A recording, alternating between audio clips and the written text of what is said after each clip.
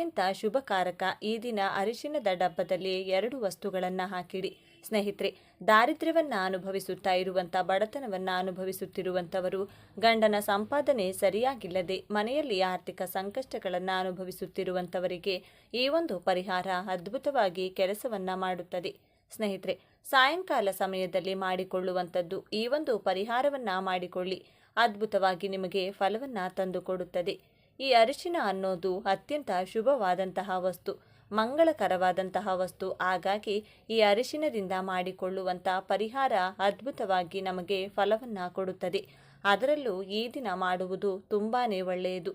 ದೇವಾನುದೇವತೆಗಳ ಒಂದು ಅನುಗ್ರಹವನ್ನು ಪಡೆದುಕೊಳ್ಬೇಕು. ಮುಖ್ಯವಾಗಿ ಮಹಾಲಕ್ಷ್ಮಿಯನ್ನು ಪೂಜಿಸಬೇಕು.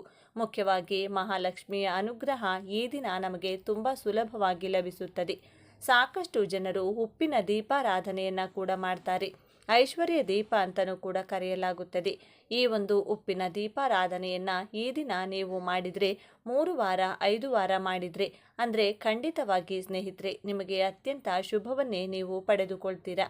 ಅಂದರೆ ಮನೆಯಲ್ಲಿ ಹಣಕಾಸಿನ ವೃದ್ಧಿಯಾಗುತ್ತೆ, ಶ್ರೀಮಂತಿಕೆಯ ಜೀವನ ನಿಮ್ಮದಾಗುತ್ತದೆ, ಕಷ್ಟಗಳೆಲ್ಲವೂ ಮಂಜಿನಂತೆ ಕರಗಿ ಹೋಗುತ್ತದೆ, ಸಾಲಬಾಧೆ ನಿವಾರಣೆಯಾಗುತ್ತದೆ, ದಿನದಿಂದ ದಿನಕ್ಕೆ ಅಭಿವೃದ್ಧಿಯನ್ನು ಸಾಧಿಸುತ್ತಾ ಹೋಗ್ತೀರಾ. ಹಾಗಾಗಿ ಈ ದಿನ ಮಾಂಸಾಹಾರವನ್ನು ಯಾವುದೇ ಕಾರಣಕ್ಕೂ ಸೇವನೆ ಮಾಡಬೇಡಿ. ಹಾಗೆ ಈ ದಿನ ಶುಭ್ರವಾಗಿ ಮನೆಯೆಲ್ಲ ಶುಭ್ರಗೊಳಿಸಿಕೊಂಡು ಸ್ವಲ್ಪ ತಲೆ ಸ್ನಾನವನ್ನೆಲ್ಲ ಮುಗಿಸಿಕೊಂಡು ಈ ದಿನ ಸಾಧ್ಯವಾದಷ್ಟು ಹಳದಿ ಬಣ್ಣ ಅಥವಾ ಕೇಸರಿ ಬಣ್ಣದ ವಸ್ತ್ರಗಳನ್ನು ಧರಿಸಿ ಸ್ನೇಹಿತರೆ. ಹಾಗೆ ಲಕ್ಷ್ಮಿಗೆ ದೀಪಾರಾಧನೆಯನ್ನು ಮಾಡಿಕೊಳ್ಳಿ. ಮಹಾಲಕ್ಷ್ಮಿ ಅಮ್ಮನವರಿಗೆ ವಿಶೇಷವಾಗಿ ದೀಪಾರಾಧನೆ, ತುಪ್ಪದ ದೀಪಾರಾಧನೆ ಮಾಡಿ ಏನಾದರೂ ಒಂದು ಸಿಹಿ ನೈವೇದ್ಯ, ಬೆಲ್ಲವಾಗಲಿ ಅಥವಾ ಹಾಲಾಗಲಿ ಅಥವಾ ಡ್ರೈ ಫ್ರೂಟ್ಸ್ಗಳಾಗಲಿ ಅಥವಾ ಬಾಳೆಹಣ್ಣಾದರೂ ಸರಿಯೇ ಈ ದಿನ ಅಮ್ಮನವರಿಗೆ ನೀವು ನೈವೇದ್ಯ ಸಮರ್ಪಿಸಿದರೆ ಖಂಡಿತವಾಗಿಯೂ ಅಮ್ಮನವರು ಸಂತುಷ್ಟರಾಗ್ತಾರೆ ಅಂತಲೇ ಹೇಳಲಾಗುತ್ತೆ. ಹಾಗೆ ಸ್ನೇಹಿತರೆ, ನಮ್ಮ ಕಷ್ಟ ಕಾರ್ಪಣ್ಯಗಳನ್ನು ದೂರ ಮಾಡಿಕೊಳ್ಬೇಕು ಅಂದರೆ ಒಂದಷ್ಟು ನಾವು ಪರಿಹಾರಗಳನ್ನು ಕೂಡ ಮಾಡಿಕೊಳ್ಬೇಕು. ಸಿದ್ಧಿಶಾಸ್ತ್ರದಲ್ಲಿ ಈ ಒಂದು ಅರಿಶಿಣದ ಪರಿಹಾರವನ್ನು ತಿಳಿಸಿಕೊಟ್ಟಿದ್ದಾರೆ. ಸ್ನೇಹಿತರೆ, ಈ ಅರಿಶಿಣ ಪರಿಹಾರವನ್ನು ಮಾಡಿಕೊಳ್ಳೋದ್ರಿಂದ ಗಂಡನ ಸಂಪಾದನೆ ವಿಪರೀತವಾಗಿ ಏರುತ್ತದೆ, ಹಣ ವೃದ್ಧಿಯಾಗುತ್ತದೆ, ಲಕ್ಷ್ಮಿ ನಿಮ್ಮ ಮನೆಯಲ್ಲಿ ಅನುಗ್ರಹಿಸುತ್ತಾಳೆ ಅಂತ ಹೇಳಲಾಗುತ್ತೆ. ಅರಿಶಿಣ ಅಂದ ತಕ್ಷಣ ನಾವು ಆ ದೇವರ ಕೋಣೆಯಲ್ಲಿರುವಂಥ ಅರಿಶಿಣದಿಂದ ಮಾಡಿಕೊಳ್ಬೇಕಾ ಅಥವಾ ಅಡುಗೆ ಮನೆಯಲ್ಲಿರುವಂಥ ಅರಿಶಿಣದಿಂದ ಮಾಡಿಕೊಳ್ಬೇಕಾ ಅನ್ನೋದು ನಿಮಗೆ ಗೊಂದಲ ಉಂಟಾಗಬಹುದು.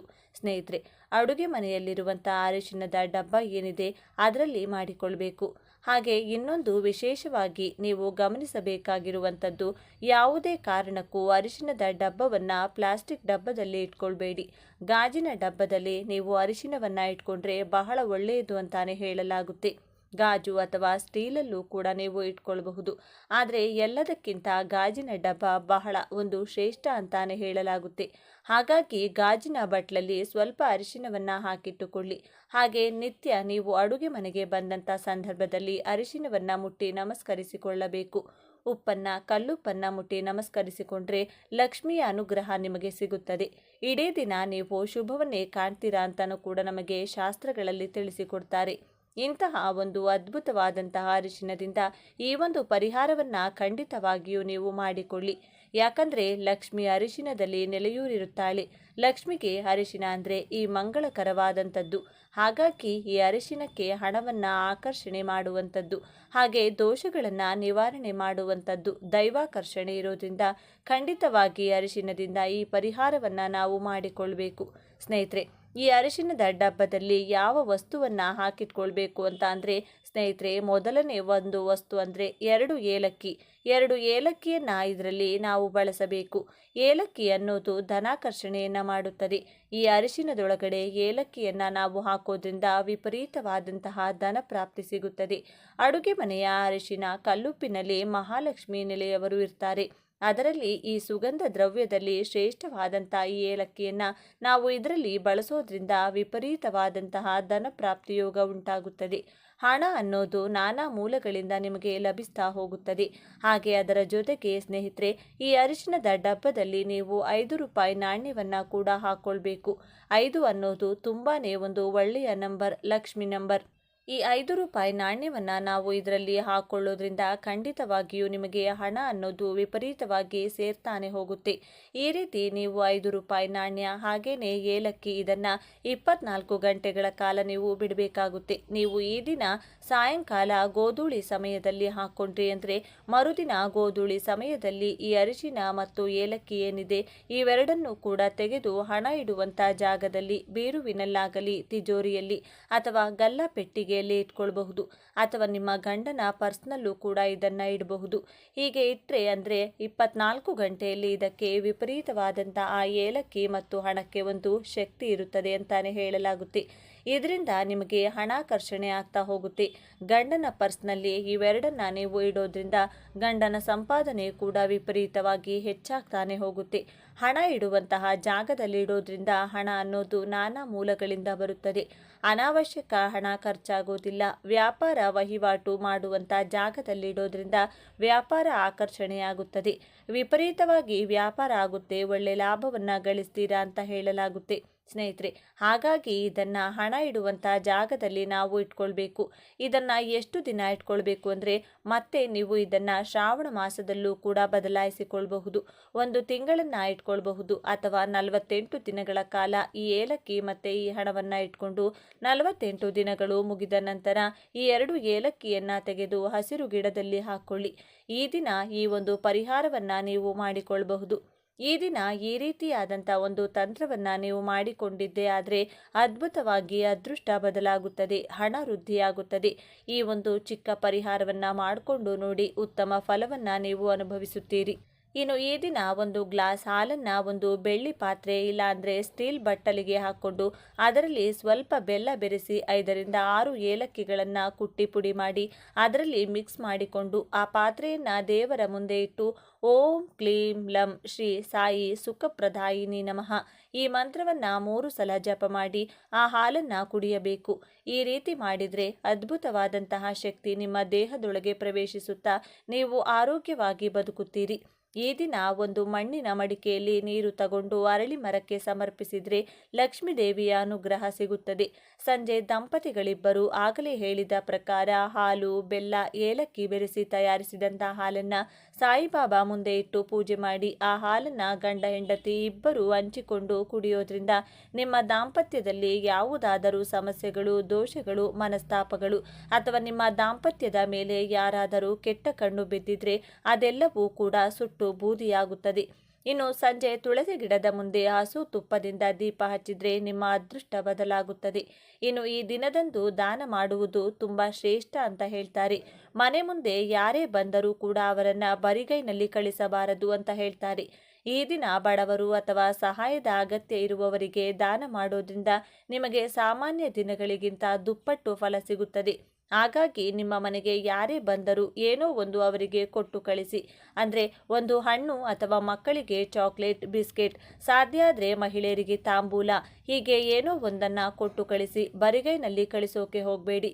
ಇನ್ನು ಅಪ್ಪಿತಪ್ಪಿಯು ವಯಸ್ಸಾದವರನ್ನ ಮತ್ತು ಮಹಿಳೆಯರನ್ನ ಅವಮಾನಿಸಬಾರದು. ವಾಸ್ತವದಲ್ಲಿ ಹಿರಿಯರನ್ನ ಗೌರವಿಸಲು ಇಟ್ಟಿರುವಂಥ ಆಚಾರ. ಹಾಗಾಗಿ ನಿಮ್ಮ ತಂದೆ ತಾಯಿ, ಅತ್ತೆ ಮಾವ, ಅಜ್ಜಿ ತಾತನನ್ನ ಕೂರಿಸಿ ಸೇವೆ ಮಾಡಿ ಅವರ ಪಾದಗಳಿಗೆ ನಮಸ್ಕಾರ ಮಾಡಿಕೊಳ್ಳಿ. ನೋಡಿದ್ರಲ್ಲ ಸ್ನೇಹಿತರೆ, ಈ ರೀತಿ ನಿಮ್ಮ ದಿನಚರಿ ಇದ್ದರೆ ವರ್ಷವಿಡೀ ನಿಮ್ಮ ಜೀವನದಲ್ಲಿ ಸುಖ, ಸಂತೋಷ, ನೆಮ್ಮದಿ, ಆರೋಗ್ಯ, ಆನಂದ, ಪ್ರೀತಿ, ನಂಬಿಕೆ, ವಿಶ್ವಾಸ, ಧೈರ್ಯ ಹಾಗೂ ಧನಲಾಭ ಇರುತ್ತದೆ. ಈ ವಿಡಿಯೋ ಇಷ್ಟ ಆದರೆ ಲೈಕ್ ಮಾಡಿ, ಶೇರ್ ಮಾಡಿ. ಇಂಥ ಹೆಚ್ಚಿನ ಉತ್ತಮ ಮಾಹಿತಿಗಳಿಗಾಗಿ ತಪ್ಪದೇ ನಮ್ಮ ಚಾನಲ್ನ ಸಬ್ಸ್ಕ್ರೈಬ್ ಮಾಡಿಕೊಳ್ಳಿ. ನಾಳೆ ಮತ್ತೊಂದು ವಿಡಿಯೋದೊಂದಿಗೆ ಪುನಃ ಭೇಟಿಯಾಗೋಣ. ಎಲ್ಲರೂ ಭಕ್ತಿಯಿಂದ ಓಂ ಶ್ರೀ ಮಹಾಲಕ್ಷ್ಮಿ ನಮಃ ಅಂತ ಕಮೆಂಟ್ ಮಾಡಿ. ಇದರಿಂದಾಗಿ ಈ ದಿನ ಮಹತ್ವ ಸಾಕಷ್ಟು ಹೆಚ್ಚಾಗುವುದು. ಈ ದಿನ ಸ್ನಾನ, ದಾನ, ತರ್ಪಣ ನೀಡುವುದು ಜೊತೆಗೆ ಹನುಮಂತ ಹಾಗೂ ಮಂಗಳ ದೇವನನ್ನು ಶ್ರದ್ಧಾಭಕ್ತಿಯಿಂದ ಪೂಜಿಸುವುದರಿಂದ ನಿಮ್ಮ ಎಲ್ಲ ರೀತಿಯ ಸಂಕಷ್ಟಗಳು ದೂರವಾಗುವುದೆಂದು ಹೇಳಲಾಗುತ್ತದೆ. ಜೊತೆಗೆ ಶನಿದೇವನ ಕೃಪೆ ನಿಮ್ಮ ಮೇಲೆ ಸಾಕಷ್ಟು ಹೆಚ್ಚಾಗುವುದು. ಜ್ಯೋತಿಷ್ಯ ಶಾಸ್ತ್ರದ ಪ್ರಕಾರ ಹನುಮಂತನ ಪೂಜೆಯನ್ನು ಮಾಡುವ ಜನರಿಗೆ ಶನಿದೇವರು ಎಂದಿಗೂ ಕಷ್ಟಗಳನ್ನು ನೀಡುವುದಿಲ್ಲ ಎಂದು ಹೇಳಲಾಗುತ್ತದೆ. ಹಾಗಾಗಿ ಈ ದಿನದ ವಿಶೇಷತೆಯನ್ನು ಇನ್ನಷ್ಟು ಹೆಚ್ಚಾಗಿವೆ. ಈ ದಿನ ಸಾಕಷ್ಟು ಲಾಭದಾಯಕವಾಗಿರುವುದರಿಂದ ಹೆಚ್ಚಿನ ಸುಖ ಸಮೃದ್ಧಿಯನ್ನು ನೀಡಲಿದೆ. ಇಂತಹ ಅದ್ಭುತವಾದ ದಿನದಂದು ಯಾರು ಮನೆಯಲ್ಲಿ ಈ 3 ಪದಾರ್ಥಗಳನ್ನು ಬೆರೆಸಿ ಧೂಪ ಹಾಕುತ್ತಾರೋ ಅವರ ಮನೆ ತುಂಬಾ ಪ್ರಶಾಂತವಾಗಿ ಬದಲಾಗುತ್ತದೆ. ಹಾಗೆ ಅವರ ಮನೆಯಲ್ಲಿರುವ ದರಿದ್ರ ಬಾಧೆಗಳೆಲ್ಲವೂ ಹೋಗುತ್ತದೆ. ಈ ವಿಡಿಯೋದಲ್ಲಿ ಈ 3 ಪದಾರ್ಥಗಳು ಯಾವುದು, ಧೂಪ ಯಾವ ರೀತಿ ಹಾಕಬೇಕು ಎಂದು ತಿಳಿಸಿಕೊಡ್ತೀನಿ. ಆದರೆ ಅದಕ್ಕೂ ಮುಂಚೆ ನೀವಿನ್ನು ನಮ್ಮ ಚಾನಲ್ನ ಸಬ್ಸ್ಕ್ರೈಬ್ ಮಾಡ್ಕೊಂಡಿಲ್ಲ ಅಂದರೆ ಖಂಡಿತ ಈಗಲೇ ಸಬ್ಸ್ಕ್ರೈಬ್ ಮಾಡ್ಕೊಳ್ಳಿ. ಹಾಗೆ ಈ ವಿಡಿಯೋ ಇಷ್ಟ ಆದರೆ ಮರೆಯದೆ ಒಂದು ಲೈಕ್ ಕೊಡಿ. ಎಲ್ಲರೂ ಭಕ್ತಿಯಿಂದ ಓಂ ಶ್ರೀ ಮಹಾಲಕ್ಷ್ಮಿ ಅಂತ ಕಮೆಂಟ್ ಮಾಡಿ. ಸ್ನೇಹಿತರೆ, ಈ ದಿನ ಅಂದರೆ ಲಕ್ಷ್ಮೀ ದೇವಿಗೆ ತುಂಬ ಇಷ್ಟ. ಅವತ್ತು ಯಾರು ಲಕ್ಷ್ಮೀ ದೇವಿಯ ಆರಾಧನೆ ಮಾಡ್ತಾರೋ ಅವರಿಗೆ ಖಂಡಿತ ಲಕ್ಷ್ಮೀ ಕಟಾಕ್ಷ ಪ್ರಾಪ್ತಿಯಾಗುತ್ತದೆ. ಆದರೆ ಈ ದಿನ ಯಾವುದಾದರೂ ಹೊಸ ಕೆಲಸ ಶುರು ಮಾಡಿದರೆ ತುಂಬಾ ಒಳ್ಳೆಯದು.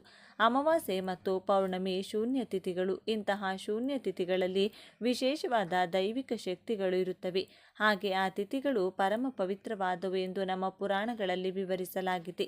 ಈ ದಿನ ಲಕ್ಷ್ಮೀ ದೇವಿಯನ್ನು ಪೂಜಿಸುವುದರಿಂದ ಗಂಡನ ಆಯಸ್ಸು, ಆರೋಗ್ಯ ಬದಲಾಗುತ್ತದೆ.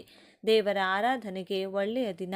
ಈ ದಿನ ಲಕ್ಷ್ಮೀ ದೇವಿಯ ಜೊತೆಗೆ ಮಹಾವಿಷ್ಣು, ಪರಮೇಶ್ವರ, ಶನಿದೇವರು ಹಾಗೂ ಆಂಜನೇಯ ಸ್ವಾಮಿಯನ್ನು ಕೂಡ ಪೂಜಿಸಲಾಗುತ್ತದೆ. ಭಕ್ತಿಯಿಂದ ಪರಮೇಶ್ವರನನ್ನು ಪೂಜಿಸಿದರೆ ಅದೃಷ್ಟ, ಸಂಪತ್ತು ಜೊತೆಗೆ ಅಷ್ಟೈಶ್ವರ್ಯವನ್ನು ಪರಮೇಶ್ವರ ಕೊಡುತ್ತಾರೆ. ನೀವು ಅಂದುಕೊಂಡ ಕಾರ್ಯಗಳು ನೆರವೇರಬೇಕು ಅಂದರೆ ಈ ದಿನ ಆಂಜನೇಯ ಸ್ವಾಮಿಯನ್ನು ಪೂಜಿಸಬೇಕು. ಈ ದಿನ ಆಂಜನೇಯ ಸ್ವಾಮಿಯನ್ನು ಪೂಜಿಸೋದ್ರಿಂದ ಸಂಪತ್ತಿನ ಜೊತೆಗೆ ನೀವು ಅಂದುಕೊಂಡ ಕೆಲಸಗಳು ಬೇಗನೆ ಪೂರ್ತಿಯಾಗುತ್ತದೆ. ಅದಕ್ಕಾಗಿ ನೀವು ಆಂಜನೇಯ ಸ್ವಾಮಿಯ ದೇವಸ್ಥಾನಕ್ಕೆ ಹೋಗಿ ಅವರಿಗೆ ತುಪ್ಪದ ದೀಪ ಹಚ್ಚಿ 18 ಪ್ರದಕ್ಷಿಣೆಯನ್ನು ಹಾಕಬೇಕಾಗುತ್ತದೆ. ಈ ದಿನ ಮಹಾವಿಷ್ಣುವನ್ನು ಪೂಜಿಸೋದ್ರಿಂದ ಆರ್ಥಿಕ ಸಮಸ್ಯೆಗಳು ಹೋಗಿ ಆಯಸ್ಸು, ಆರೋಗ್ಯ ಹೆಚ್ಚಾಗುತ್ತದೆ. ಈ ದಿನ ಮನೆಯಲ್ಲಿ ಮೃತಪಟ್ಟ ಪೂರ್ವಿಕರನ್ನು ಪೂಜಿಸೋದ್ರಿಂದ ಅವರು ಸಂತೃಪ್ತಿ ಹೊಂದುತ್ತಾರೆ. ಈ ದಿನ ಪಿತೃದೇವತೆಗಳು ಮನೆಗೆ ಬರುತ್ತಾರೆಂದು ಹಿಂದೂಗಳು ನಂಬುತ್ತಾರೆ. ಆರ್ಥಿಕ ಪರಿಸ್ಥಿತಿ ಚೆನ್ನಾಗಿಲ್ಲದವರು ಈ ದಿನ ನಿಮ್ಮ ಪೂರ್ವಿಕರ ಫೋಟೋಗಳಿಗೆ ನಮಸ್ಕಾರ ಮಾಡಿ ಭಕ್ತಿಯಿಂದ ಅವರನ್ನು ಪೂಜೆ ಮಾಡಿಕೊಂಡು ಮನಸ್ಸಿನಲ್ಲಿ ನಿಮ್ಮ ಕೋರಿಕೆ ಹೇಳಿಕೊಂಡ್ರೆ ಓಂ ಲಕ್ಷ್ಮೀ ನಮಃ ಎಂಬ ಮಂತ್ರವನ್ನು ಬೆಳಿಗ್ಗೆ, ಮಧ್ಯಾಹ್ನ ಹಾಗೂ ರಾತ್ರಿ ಮಲಗುವ ಮುಂಚೆ 5 ಸಲ ಭಕ್ತಿಯಿಂದ ಜಪಿಸಿದರೆ ಲಕ್ಷ್ಮೀ ದೇವಿಯ ಅನುಗ್ರಹದಿಂದ ಸಿರಿ ಸಂಪತ್ತು ಪ್ರಾಪ್ತಿಯಾಗುತ್ತದೆ. ಈ ದಿನ ಶನಿದೇವರನ್ನು ಪೂಜಿಸೋದ್ರಿಂದ ಶನಿದೋಷ ಹೋಗಿ ಮನೆಯಲ್ಲಿರುವ ಕಷ್ಟಗಳೆಲ್ಲವೂ ಹೊರಟು ಹೋಗುತ್ತದೆ. ಇನ್ನು ಈ ದಿನ ಈ 3 ಪದಾರ್ಥಗಳನ್ನು ಬೆರೆಸಿ ಧೂಪ ಹಾಕೋದ್ರಿಂದ ನಮಗೆ ಅದ್ಭುತವಾದ ಫಲ ಬರುವುದು ಸ್ವಂತ ನಾವೇ ಗಮನಿಸಬಹುದಾಗಿದೆ. ಹಾಗೆ ನಮಗಿರುವಂಥ ದರಿದ್ರ, ಕಷ್ಟಗಳು ಎಲ್ಲವೂ ಹೋಗಿ ಲಕ್ಷ್ಮೀ ದೇವಿಯ ಆಶೀರ್ವಾದ ಕೂಡ ಪಡೆದುಕೊಳ್ಳಬಹುದು. ಹಾಗಾಗಿ ಈ ಶಕ್ತಿಯುತವಾದ ದಿನದಂದು ಈ ಅದ್ಭುತವಾದ ಧೂಪವನ್ನು ನಿಮ್ಮ ಮನೆಯಲ್ಲಿ ತಪ್ಪದೆ ಹಾಕಿ. ಈ ಧೂಪ ಹಾಕಿದ ಮೇಲೆ ನಿಮಗೆ ಬರುವಂತಹ ಫಲವನ್ನು ನೀವೇ ನೋಡಿ ಆಶ್ಚರ್ಯಪಡುತ್ತೀರಿ. ಹಾಗೆ ನಿಮ್ಮ ಮನೆಯಲ್ಲಿ ಇನ್ಮುಂದೆ ಹಣದ ಸಮಸ್ಯೆ ಕೂಡ ಇರುವುದಿಲ್ಲ. ದೃಷ್ಟಿದೋಷಗಳು, ದೊಡ್ಡ ದೊಡ್ಡ ಸಮಸ್ಯೆಗಳು ಹಾಗೂ ನಮ್ಮನ್ನು ದ್ವೇಷಿಸುವವರು ನಮ್ಮ ಮೇಲೆ ಮಾಡುವಂಥ ಕೆಟ್ಟ ಪ್ರಯೋಗಗಳನ್ನು ಕೂಡ ನಾವು ಈ ದಿನ ನಿವಾರಿಸಿಕೊಳ್ಳಬಹುದು. ತುಂಬ ಜನರಿಗೆ ಮನೆಯಲ್ಲಿ ಗಲಾಟೆಗಳು, ಸಮಸ್ಯೆಗಳು, ಹಣದ ಕೊರತೆ, ಆರೋಗ್ಯ, ನೆಮ್ಮದಿ ಇಲ್ಲದಿರುವುದು, ಮಕ್ಕಳ ವಿದ್ಯಾಭ್ಯಾಸದಲ್ಲಿ ಸಮಸ್ಯೆ, ಕೆಲಸದಲ್ಲಿ ಸಮಸ್ಯೆ, ವ್ಯಾಪಾರದಲ್ಲಿ ಸಮಸ್ಯೆ, ಹೀಗೆ ಯಾವುದೋ ಒಂದು ಸಮಸ್ಯೆ ಇರುತ್ತದೆ. ನಿಮ್ಮ ಮನೆಯಲ್ಲೂ ಕೂಡ ಇದರಲ್ಲಿ ಯಾವುದಾದರೂ ಸಮಸ್ಯೆ ಇದ್ದರೆ ಈ ದಿನ ನಾನು ಹೇಳೋ ರೀತಿಯಲ್ಲಿ ತಪ್ಪದೆ ಧೂಪ ಹಾಕಿ. ನಿಮಗೆ ಅಂಗಡಿ ಇದ್ದರೆ ಅಲ್ಲೂ ಕೂಡ ಈ ಧೂಪವನ್ನು ಹಾಕಿ.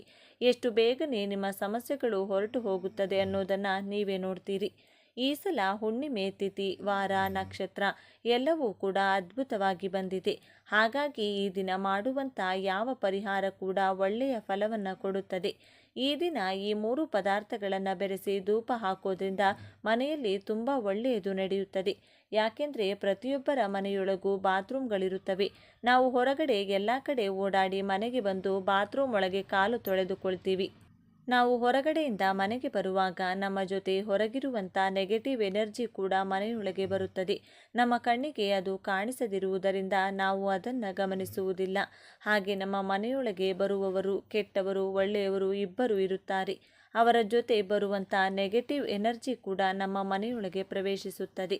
ಆ ಕಾರಣಗಳಿಂದಲೂ ಕೂಡ ನಮ್ಮ ಮನೆಯಲ್ಲಿ ವಿಪರೀತವಾಗಿ ಸಮಸ್ಯೆಗಳು ಶುರುವಾಗುತ್ತದೆ. ಕೆಲವರು ಮನೆಗೆ ಬಂದು ಹೋದ್ಮೇಲೆ ಮನೆಯಲ್ಲಿ ವಿಪರೀತವಾಗಿ ಕಷ್ಟಗಳು ಶುರುವಾಗುವುದನ್ನು ನಾವು ಒಂದಲ್ಲ ಒಂದು ಸಲ ಗಮನಿಸಿರುತ್ತೀವಿ. ಆ ರೀತಿ ಆಗೋಕೆ ಕಾರಣ ಏನೆಂದರೆ ಅವರ ಮೈಯೊಳಗೆ ಯಾವುದಾದರೂ ನೆಗೆಟಿವ್ ಎನರ್ಜಿ ಇದ್ದರೆ ಅವರು ನಮ್ಮ ಮನೆಯೊಳಗೆ ಬಂದಾಗ ಆ ನೆಗೆಟಿವ್ ಎನರ್ಜಿ ಅವರ ಮೈಯಿಂದ ಹೊರಬಂದು ನಮ್ಮ ಮನೆಯೊಳಗೆ ಉಳಿದು ಹೋಗುತ್ತದೆ. ಹಿಂದಿನ ಕಾಲದಲ್ಲಾದರೆ ಹೊರಗಿಂದ ಮನೆಗೆ ಬರಬೇಕು ಅಂದರೆ ಕಾಲು ತೊಳೆದುಕೊಂಡು ಮನೆಯೊಳಗೆ ಕಾಲಿಡುತ್ತಿದ್ದರು. ಈಗಲೂ ಕೂಡ ಕೆಲವು ಮನೆಗಳಲ್ಲಿ ಇದೇ ಆಚಾರ ಪಾಲಿಸುತ್ತಾರೆ. ದೇವಸ್ಥಾನಗಳಲ್ಲೂ ಕೂಡ ಇದೇ ಕಾರಣದಿಂದಲೇ ಕಾಲು ತೊಳೆದುಕೊಂಡು ಒಳಗೆ ಬರುವ ಆಚಾರ ಇಡಲಾಗಿದೆ. ಆದರೆ ಈಗ ಈ ರೀತಿ ಮಾಡಬೇಕು ಅಂದರೆ ನಮಗೆ ಸ್ವಂತ ಮನೆ ಇರಬೇಕು. ಮನೆ ಹೊರಗಡೆ ಕಾಲು ತೊಳೆದುಕೊಳ್ಳಲು ಜಾಗ ಇರಬೇಕು ಅಥವಾ ಬಾತ್ರೂಮ್ ಇರಬೇಕು. ಇತ್ತೀಚೆಗೆ ಯಾರ ಮನೆ ಹೊರಗೆ ತಾನೆ ಅಂತ ವ್ಯವಸ್ಥೆ ಮಾಡಿರುತ್ತಾರೆ. ಎಲ್ಲರ ಮನೆಯಲ್ಲೂ ಬಾತ್ರೂಮ್ಗಳು ಹಾಲಲ್ಲಿ ಅಥವಾ ಬೆಡ್ರೂಮ್ ಒಳಗೆ ಕಟ್ಟಿರುತ್ತಾರೆ. ಕೆಲವರ ಮನೆಗಳಲ್ಲಿ ಕಿಚನ್ ಒಳಗಿರುತ್ತದೆ. ಹಾಗಾಗಿ ಇರೋ ದರಿದ್ರ ಎಲ್ಲ ನಮ್ಮ ಮನೆಯಲ್ಲಿ ನಾವು ಬಂದೋಬಸ್ತಾಗಿ ಕಾಪಾಡಿಕೊಳ್ತಾ ಇರ್ತೀವಿ. ಹಾಗಾಗಿ ಆಗಾಗ ಮನೆಯಲ್ಲಿ ಸಾಂಬ್ರಾಣಿ ಹಾಕೋದು, ಪ್ರತಿದಿನ ಅಗರಬತ್ತಿ ಹಾಗೂ ಧೂಪ ಹಚ್ಚೋದು, ಗಂಟೆ ಹೊಡೆಯೋದು, ಶಂಕು ಊದೋದು ಎಲ್ಲ ಕೂಡ ಮಾಡ್ತಾ ಇರಬೇಕು. ಬಾತ್ರೂಮಿಂದ ಹೊರಗೆ ಬರುವಾಗ ಕಾಲು ತೊಳೆದುಕೊಂಡು ಬರಬೇಕು. ಇದನ್ನು ಮಕ್ಕಳಿಗೂ ಕೂಡ ಅಭ್ಯಾಸ ಮಾಡಿಸಬೇಕು. ಪ್ರತಿದಿನ ಮನೆಗೆ ಹೊರಗಿಂದ ಒಳಗೆ ಬರುವಾಗ ಕಾಲು ತೊಳೆಯಲು ಸಾಧ್ಯವಾಗಲಿಲ್ಲ ಅಂದರೂ ಕೂಡ ಯಾವುದಾದರೂ ಸಾವಿಗೆ ಹೋದಾಗ ಅಥವಾ ಸ್ಮಶಾನಕ್ಕೆ ಹೋದ ಸಂದರ್ಭದಲ್ಲಿ ಯಾವುದಾದರೂ ಪಾತ್ರೆ ಒಳಗೆ ಕಾಲಿಟ್ಟು ಮನೆ ಹೊರಗಡೆಯೇ ಕಾಲು ತೊಳೆದುಕೊಂಡು ಮನೆಯೊಳಗೆ ಹೋಗೋಕೆ ಪ್ರಯತ್ನ ಮಾಡಿ. ಅಥವಾ ನೀವು ಮನೆಯೊಳಗೆ ಬಂದರೂ ಕೂಡ ಸ್ನಾನ ಮಾಡಿದ ಮೇಲೆ ಮನೆಯೆಲ್ಲ ಗಂಗಾಜಲ ಚೆಲ್ಲಿ ಮನೆಯಲ್ಲಿ ಗುಡಿಸಿ ಒರೆಸಿಕೊಳ್ಳಿ. ಅಥವಾ ಒಂದು ವಾಟರ್ ಬಾಟಲ್ ತಗೊಂಡು ಮನೆ ಹತ್ತಿರದಲ್ಲಿ ಎಲ್ಲಾದರೂ ಜಾಗ ಇದ್ದರೆ ಅಲ್ಲೇ ಕಾಲು ತೊಳೆದುಕೊಂಡು ಮತ್ತೆ ಮನೆಗೆ ಹೋಗಿ. ಇನ್ನು ಧೂಪ ಹಾಕೋಕೆ ಬೇಕಾದಂಥ ಪದಾರ್ಥಗಳು ಸಾಂಬ್ರಾಣಿ, ಕರ್ಪೂರ ಹಾಗೂ ಕೆಲವು ಒಣಗಿದಂಥ ಬೇವಿನ ಎಲೆಗಳು. ಈ 3 ಪದಾರ್ಥಗಳು ತುಂಬ ಮುಖ್ಯ. ಇದರ ಜೊತೆಗೆ ನಿಮ್ಮ ಹತ್ತಿರ ಇದ್ದರೆ ಕೆಲವು ದರ್ಬೆ ಹಾಗೂ ಒಣಗಿದ ತುಳಸಿ ಎಲೆಗಳು ಮತ್ತು ಒಣಗಿದ ವೀಳ್ಯದೆಲೆಗಳನ್ನು ಎಲೆಗಳು ಮತ್ತು ಒಣಗಿದ ವೀಳ್ಯದೆಲೆಗಳನ್ನು ಕೂಡ ಸೇರಿಸಬಹುದು. ಇಲ್ಲದಿದ್ದರೆ ಬರೀ ಬೇವಿನ ಎಲೆ, ಕರ್ಪೂರ ಮತ್ತು ಸಾಂಬ್ರಾಣಿ ಬಳಸಿ ಧೂಪ ಹಾಕಿದರೂ ಸರಿ ಹೋಗುತ್ತದೆ. ಇದರಿಂದ ನಿಮ್ಮ ಮನೆಯಲ್ಲಿ ಏನಾದರೂ ನೆಗೆಟಿವ್ ಎನರ್ಜಿ ಇದ್ದರೆ ಅಥವಾ ಮೈಯಲ್ಲೇನಾದರೂ ಇದ್ದರೆ ಒಂದು ಕ್ಷಣ ಕೂಡ ನಿಮ್ಮ ಮನೆಯಲ್ಲಿರುವುದಿಲ್ಲ. ಯಾವ ರೀತಿ ಮನೆಯೊಳಗೆ ಬಂತು ಅದೇ ರೀತಿ ಹೊರಗೆ ಹೊರಟು ಹೋಗುತ್ತದೆ. ಅದು ನಿಮಗೆ ಕಾಣಿಸಲ್ಲ. ಅಂದರೂ ಕೂಡ ನೀವು ಈ ಧೂಪ ಹಾಕಿದ ಮೇಲೆ ನಿಮ್ಮ ಮನೆಯಲ್ಲಿ ಹಾಗೂ ಮೈಯಲ್ಲಿ ನಡೆಯುವಂಥ ಬದಲಾವಣೆಗಳನ್ನು ನೀವೇ ಗಮನಿಸುತ್ತೀರಿ. ಈ ವಿಡಿಯೋ ನಿಮಗೆ ಇಷ್ಟ ಆದರೆ ಲೈಕ್ ಮಾಡಿ, ಶೇರ್ ಮಾಡಿ. ಇಂಥ ಹೆಚ್ಚಿನ ಉತ್ತಮ ಮಾಹಿತಿಗಾಗಿ ತಪ್ಪದೇ ನಮ್ಮ ಚಾನಲ್ನ ಸಬ್ಸ್ಕ್ರೈಬ್ ಮಾಡಿಕೊಳ್ಳಿ. ನಾಳೆ ಮತ್ತೊಂದು ವಿಡಿಯೋದೊಂದಿಗೆ ಪುನಃ ಭೇಟಿಯಾಗೋಣ. ಧನ್ಯವಾದಗಳು.